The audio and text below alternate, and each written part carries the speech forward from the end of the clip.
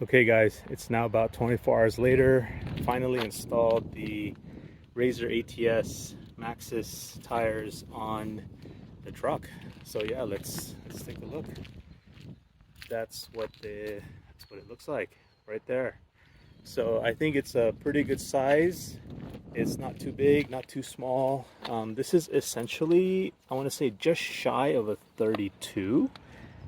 Officially it is 265 70 17 on this particular size. And let me see, first impressions. I've only had it on the car for about 50 miles, but yet I'm able to kind of give you guys initial impressions. I will update or post a second video with long-term impressions on it, but initially what I noticed was these do feel like OEM in terms of the sidewall softness, which is great. So pros and cons, all right? Pros and cons is this particular size, I think it's a happy medium. It's not too big, it's not too small. I had 33s on here before, which are the KO2s in the E-load rating, which were super heavy, felt very sluggish. You definitely noticed it. And the wheel and tire combo was so heavy that the suspension or the dampers, which are just the Bilstein 5100s, which you can see in there, had trouble controlling the basically all that mass, unsprung mass, when you hit like a major curb or like railroad tracks, etc. Kind of vibrate the whole thing. And that was mostly due to just being so heavy and the dampers not really set up that way. But given that this setup right here is so light, it has really excellent control in terms of controlling all this weight, the wheel and tire package. So I'm really happy about that.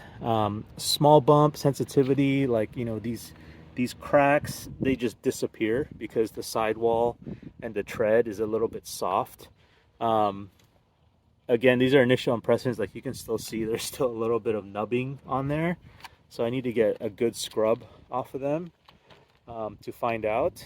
But let's see, I think it's a great size. The size matches the gearing of the truck to where it doesn't feel like it's too short, which the OEM setup that I had on here, which I can show you guys later, was maybe a 29.5 or 30 possibly. I'll put the actual sizes in the description, but it was small enough that I felt the gearing was a little bit too short. So it would shift through first gear really quickly and then shift into second without much effort. It was great for gas mileage, but I don't think it's an optimal size. So I think this kind of 32-inch-ish tire is a really good size. So I'm looking forward to the better fuel economy because the package is so light. I'm looking forward to the comfort. It's immediately noticeable that it is much more comfortable, and the damper control on just this kind of really light setup. The only con that I noticed so far is that the tread pattern does have a little bit of noticeable road noise. So they're not as quiet as, say, the Michelin Defender LTs or whatever it was that I had before, because those were like, you know, actual legit street tires, street SUV tires. And it does sound like the road noise is absolutely not as loud as the KO2s. So it's kind of a little bit somewhere in the middle between a street tire and a full-on aggressive all-terrain tire. So I will give you guys a better impression once I get a full, maybe a full gas tank on here. So I'm filling it up, and I'm going to go through one full gas tank and see what the actual mileage is, as well as that's probably going to be around 300 to 350 miles of driving to be able to give you guys an impression. But yeah, I think the tire stuff looks pretty cool. It's kind of a good in-between balance in terms of looks. And again, if you ATV guys or side-by-side guys or motorsports kind of guys, like even non-motorsports like MTB, mountain biking, you'll know the Maxxis brand really well.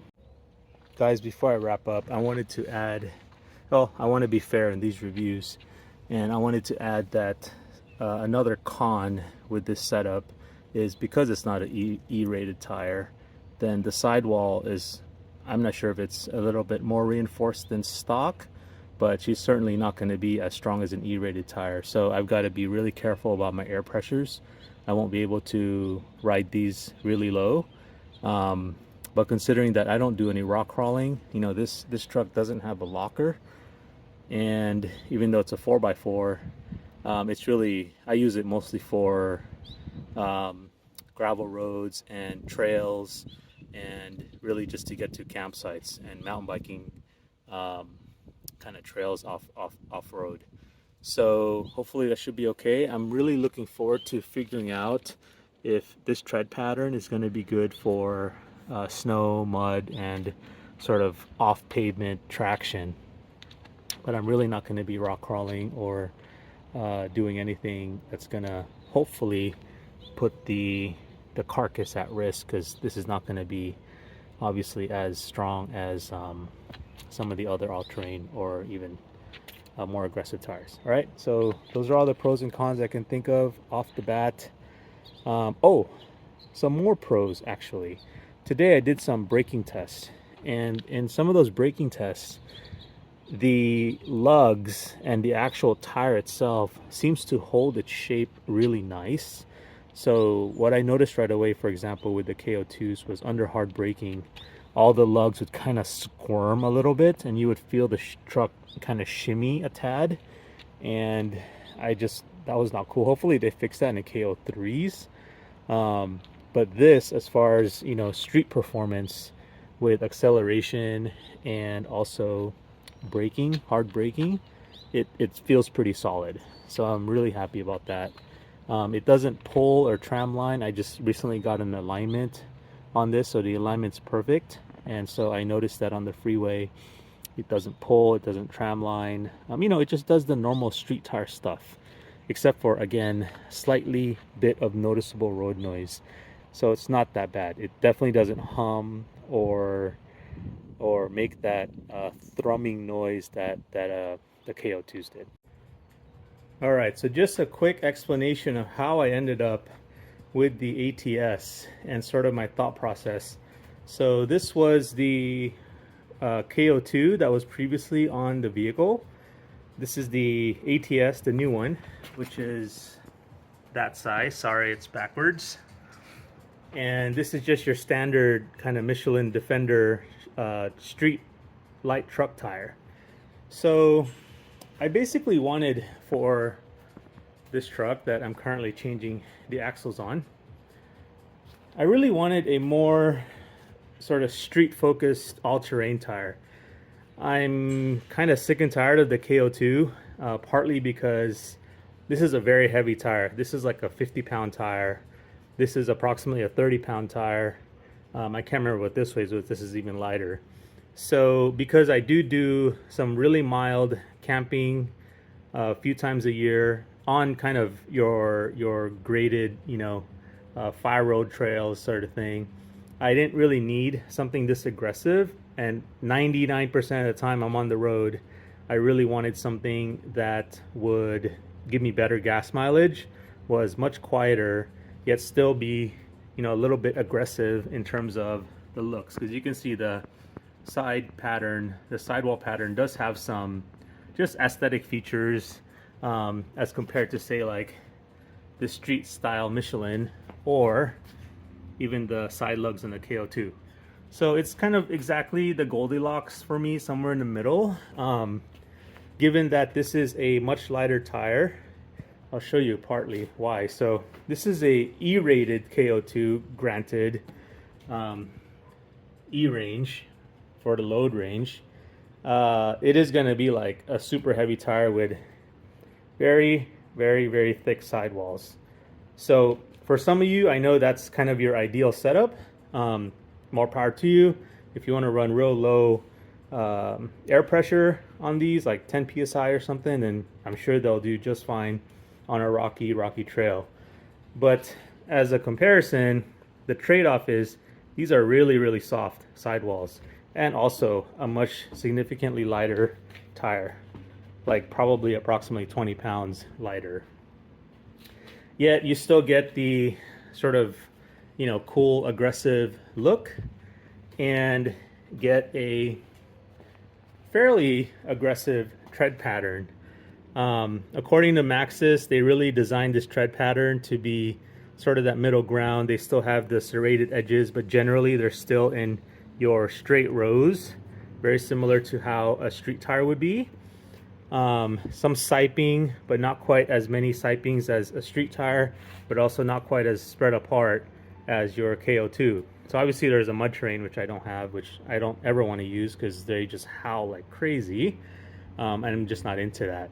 So I'm really looking forward to see how this performs. Gas mileage wise on this, I was getting about 12 to 13 mpgs. On this, it was about 16. So I'm kind of hoping this is more, you know, 14, 15 instead of being closer to the really knobby KO2. So I will update on a part 2 on how this performs in about a month. So I should have some good data on the ATSs, and we'll let you guys know. If you have any questions about this tire, by all means leave it in the comments, and I will try to get some, you know, not super scientific data, but some useful data nonetheless on these. All right, I'll post in the description what Maxxis philosophy was with designing this tire, because this particular zigzag pattern was on purpose. You know, the compromise in the end lugs not being super square like this, but have some serration, was also on purpose. Obviously it's not going to be as aggressive as these, but to be honest, I'm really looking forward to the street performance of something like this, because when I had this tire on, I just really didn't like it. I loved the way it looked. It looked aggressive, and it looked really kind of, you know, that look that you want, right, for a 4x4. But these things tend to squirm on hard braking, and they were obviously heavy, so my gas mileage and acceleration was kind of shitty. But more so, they were loud. These things are noticeably loud. They're not as loud as mud terrains, but they have a howl in and of itself with this particular tire. So I'm really looking forward to a much more quiet setup like this one, but only time will tell, and I should be able to have some good comparative data roughly in the next few weeks. All right, thanks. Guys, I forgot to mention an added bonus, which I forgot to mention but was part of my decision process, was I really wanted something with the 3-peak snow rated tire. So we do go snowboarding and hang out in the mountains. Hopefully we'll do decent in the snow. All right guys, here's a set of Maxxis, let's see, RAZR AT right there. And you can see the tread pattern is quite a lot more aggressive than the AT-S. Let's see, that's a good angle. So just keep that in mind. I can't do a side-by-side comparison obviously because this is on the truck. But that's essentially the tread pattern, and the side lugs are a lot more aggressive.